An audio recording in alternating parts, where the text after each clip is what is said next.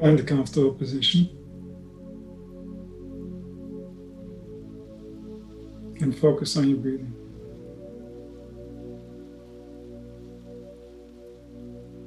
Bring all your attention back to your body.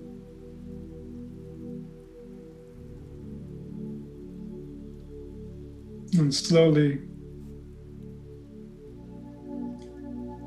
make your breath deeper as you exhale longer, and the presence returns from wherever it was to what really is. And so we're tuning in to reality. In order for us to become more aware of reality, in order for us to become more acquainted with what we always were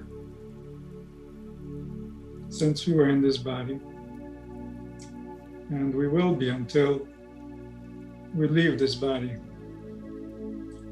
So we're coming back to that reality. We're becoming embodied spirits. We're not spirits that are traveling in imagined realities that have no body, but we return to be spirits grounded in reality, grounded in our source, grounded in the design that the divine wisdom prepared for us for this very specific portion of our experience.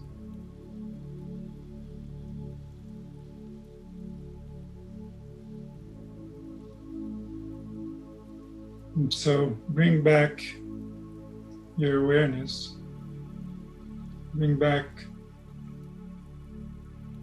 your desire, bring back your attention to the vessel designed and created by your spirit, by your intelligence, by your power, the one that's thinking. The owner of that thought is the intelligence that built the body.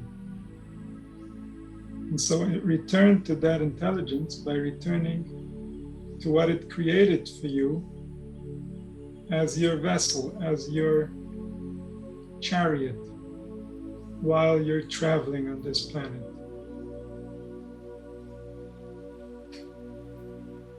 So in the mind, in the world of concepts, humanity has lost touch with reality. And so to ground ourselves, to come back to reality, first we return to the portion of us that's real, to the portion of us that was designed by a higher intelligence, by a deeper truth that allows us to be the way that we are. And then, if we can befriend this reality enough, then we can find comfort, we can find peace within this reality. And this reality is always available, unlike the imagination that's basing its story on the senses, on the activities that are taking place outside of you. Reality is always available inside of you if you learn how to return to the simplicity of what you always are.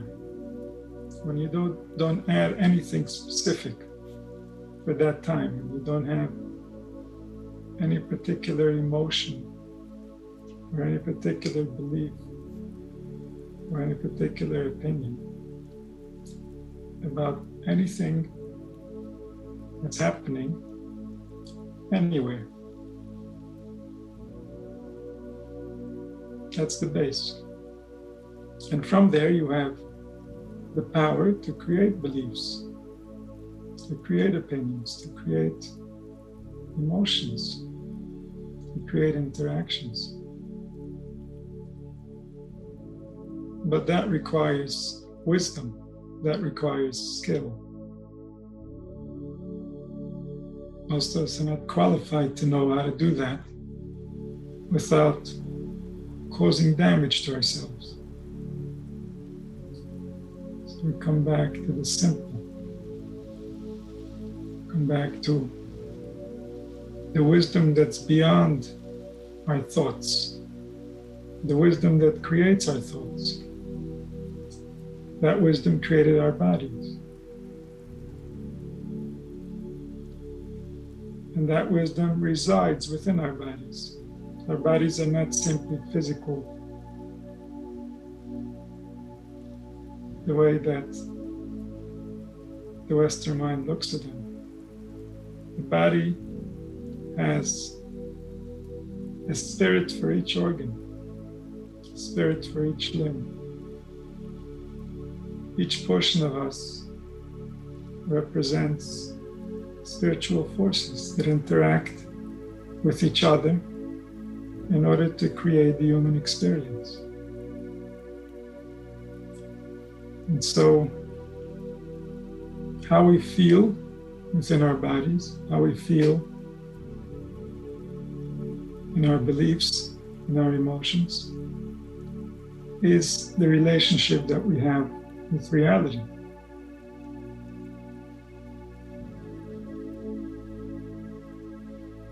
And so to reset that relationship, we want to return to a place of truth where we can recognize the nature of the relationship that we have with our source, with the place we emanate from.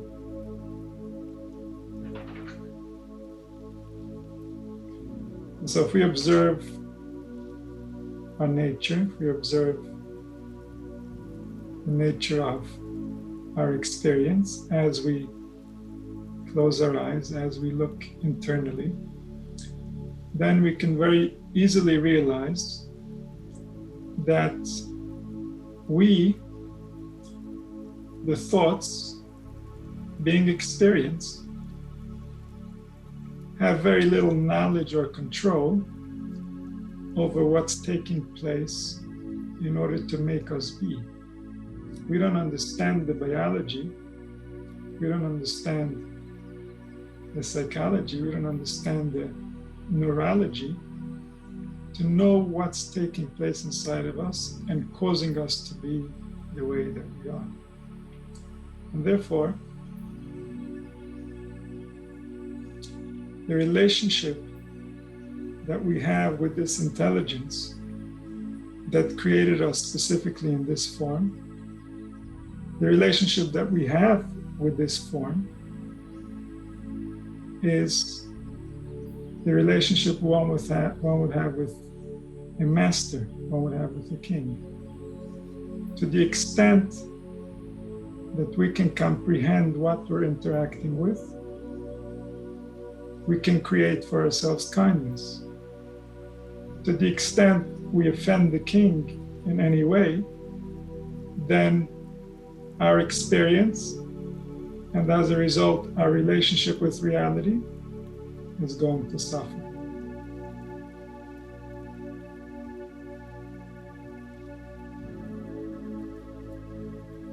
And so, the Infinite One cannot be known, cannot be approached, cannot be defined.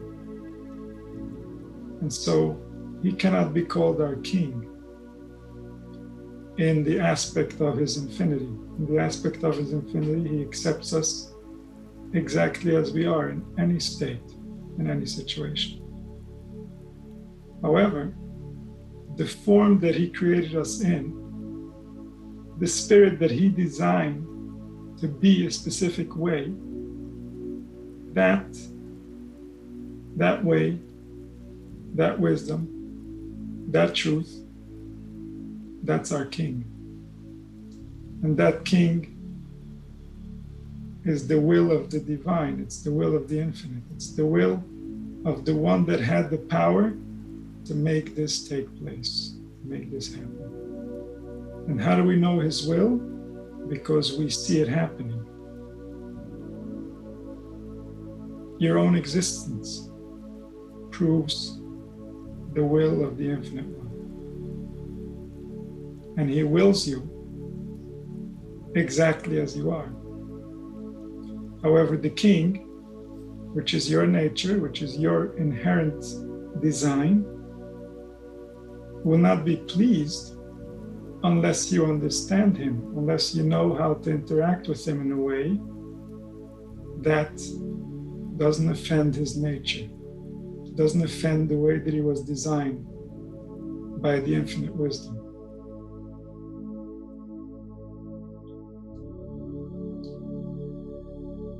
And so the conscious one surrenders to the one who designed the vessel, the one who designed the vessel is the big wisdom, the infinite wisdom. The one that is conscious is the son, the daughter, the result of the infinite wisdom, designed by the same one that designed the vessel.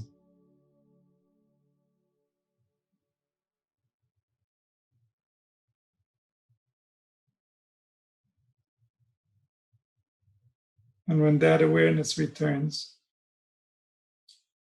then that brings light to the vessel. That makes the vessel realize its place. Because the one dwelling within the vessel and the vessel itself will suffer if the king is offended, if the nature is offended, if the design of the spirit is offended. And this is to protect humanity, so that we can't veer off too far from reality before it becomes painful and we have to return to reality.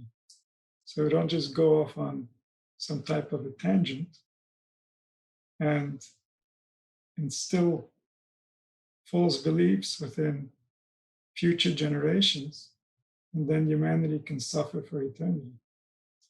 And so, in order to protect humanity, there is a nature that we're going to have to comply with. That nature is already our nature.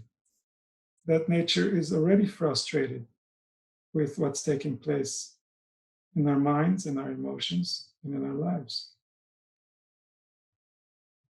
And so only when we understand that nature can we properly surrender to the king, surrender to the source, surrender to the unity that wants what's good for everyone. The unity is the source of everyone. The unity has an identical relationship with everyone.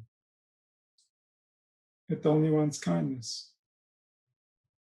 It only created judgment to protect that kindness, to make sure that we eventually arrive at that kindness. It's guiding us to our destiny. It's guiding us to that place where the spirit and the body cannot be distinguished from each other, because the spirit fully understands the body. The spirit sees itself as spirit and not as body. The spirit leaves the imagination, leaves the world of illusion, and comes back to realizing its true nature.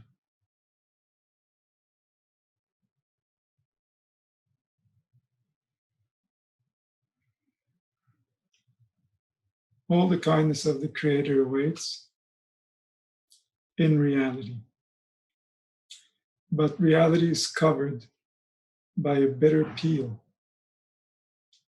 And so in order to face reality, in order to realize reality, in order to embrace reality, we have to first be willing to digest that peel that we've created, those misunderstood realities that caused us to separate within our heart from the source, from reality itself, from the desire for life. So now we want to repair that relationship. Now we want to return to a true realization of what our place is in this relationship. What do we get to say in reality? And what is not sayable in reality, because reality is not so. What are the behaviors that only belong in a world of imagination because they have no place in reality? Those behaviors we want to eliminate so that they don't interfere with reality.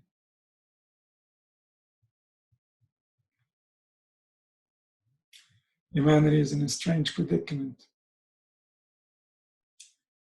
Reality is more kind than they can imagine. And the illusion they have about what reality is more cruel than anybody ever imagined. And so, how can humanity convince itself that the truth is already true?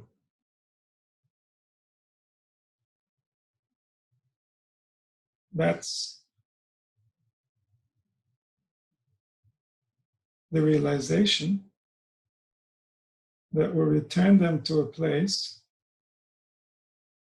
where they can see life for what it is, where they can see the kindness of the King, of the one who designed this, of the one who can give us this, and gave it to us,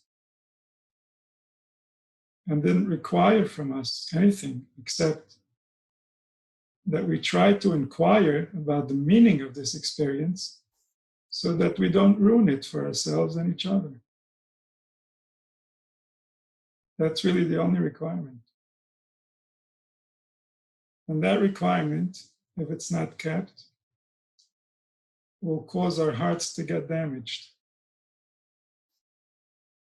First spiritually, through disappointment and frustration, and then even physically, producing less energy for the spirit, producing less desire for life, which is life itself, which is the source of intelligence, which is the source of all human power.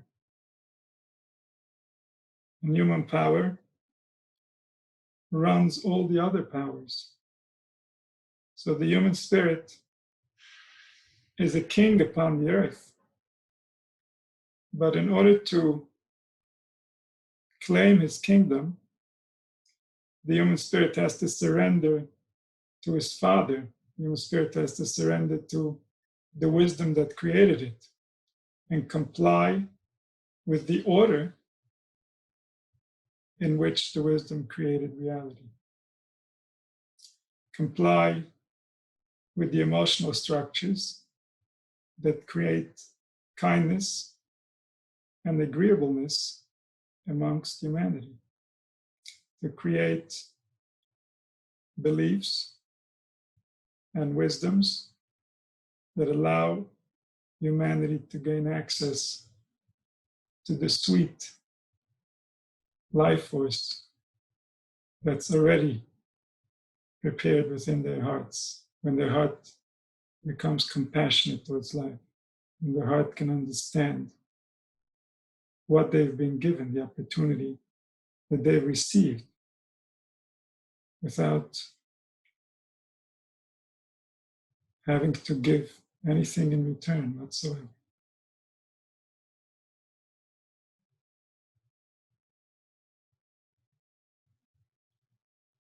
And so as the mind returns to thinking in the patterns of nature, the mind can find peace, the mind can find relaxation. The human structures create stress within the mind. The human structures demand from us sometimes more than our minds and our bodies can even handle. And so, as the mind comes back to its natural flow, comes back to the realization of the infinite kindness that created it, it surrenders to the perfection of the divine laws, whatever they might be, and it realizes its place, then it can find peace. In that sense, the human spirit is like a rebellious spouse that doesn't want to surrender to the reality that's already in front of it. And so the wisdom is giving to humanity everything that is necessary so that humanity can realize itself. And humanity is arguing that it wants something else. It wants something that the imagination presented instead of the reality available that is much more pleasurable, it's much more rewarding, it's infinitely more deeply thought through to make sure that every angle of it rewards the spirit. Every passable thought that the human being can have when his heart's open is a reward that he can keep for eternity. And each reward is unique. No two rewards are alike. And the vastness and the depth of this potential is obviously not describable by any form of communication. And so the kindness that wants to be bestowed upon humanity is relative to the human imagination, infinite. And yet humanity simply wants to follow its imagination at all costs, regardless of the suffering that it has brought upon it.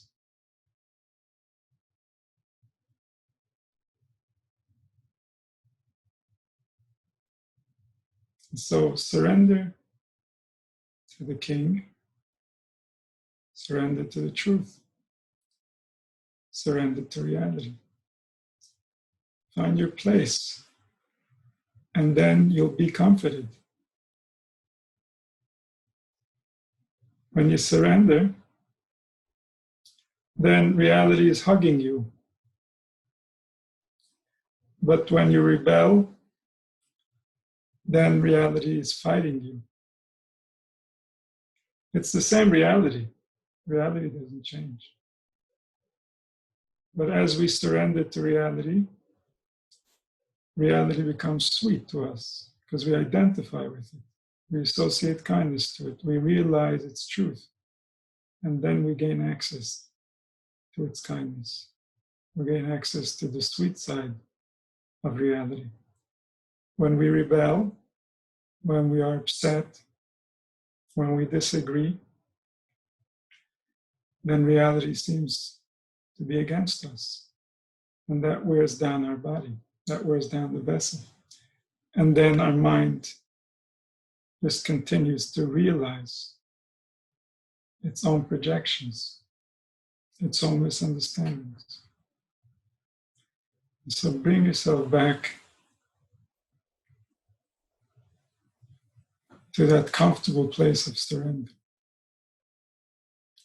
Allow the king to be king. Everything that's good about what is because he's king, because he knows how to design and what to create. Everything that's wrong with the situation is humanity's ignorance.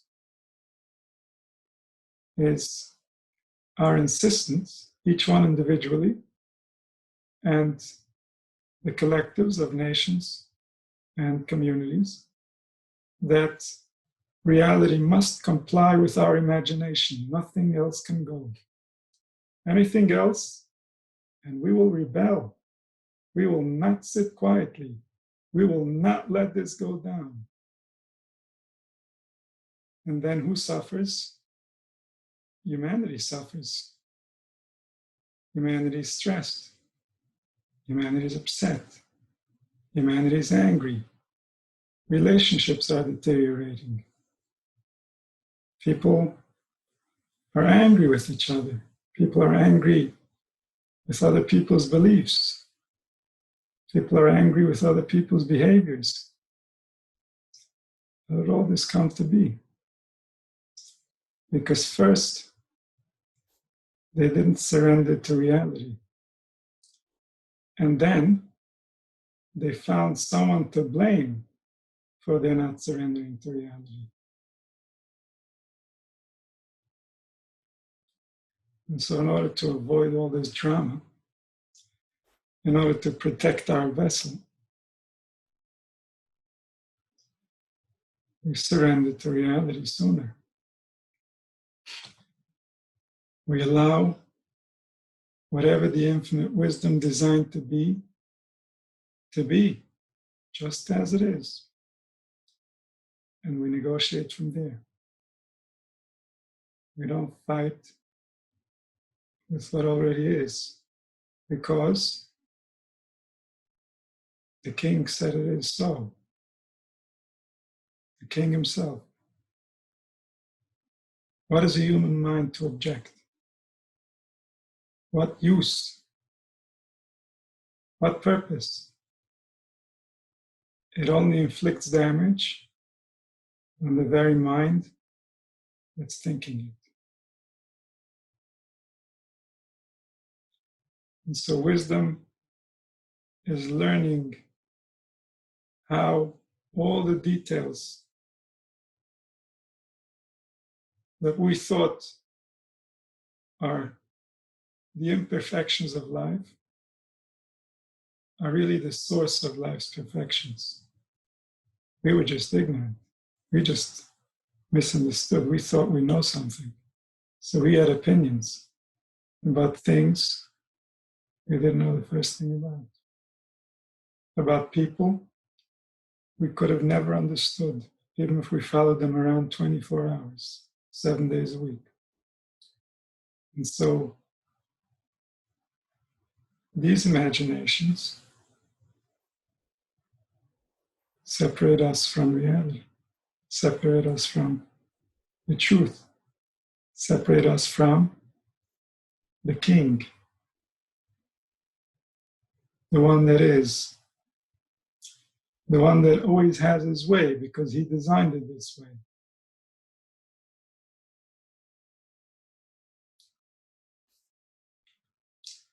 So you come closer to him, and then you don't have to worry about anyone else. Because whatever anyone else will place in your way, you will already know that really it was him. Really it was the king. And what is a human mind? To argue with the king.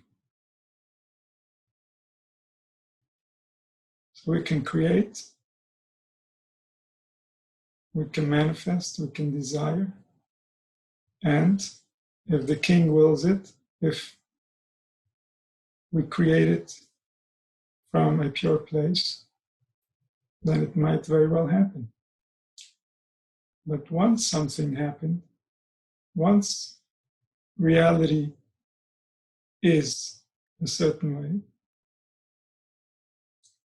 that reality is now fixed.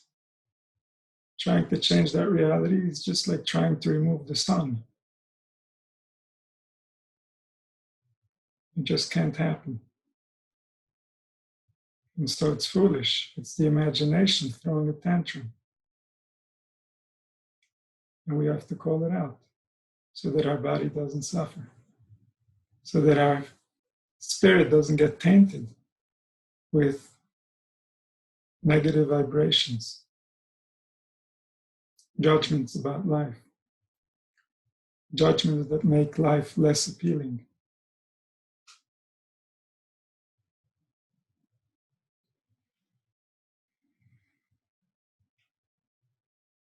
So come back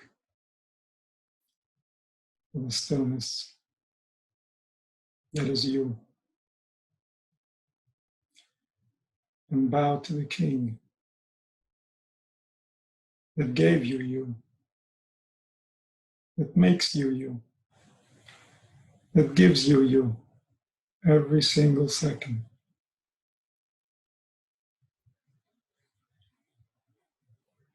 The source, the wisdom, the spirit of all spirits, the source of all sources, the King of all kings.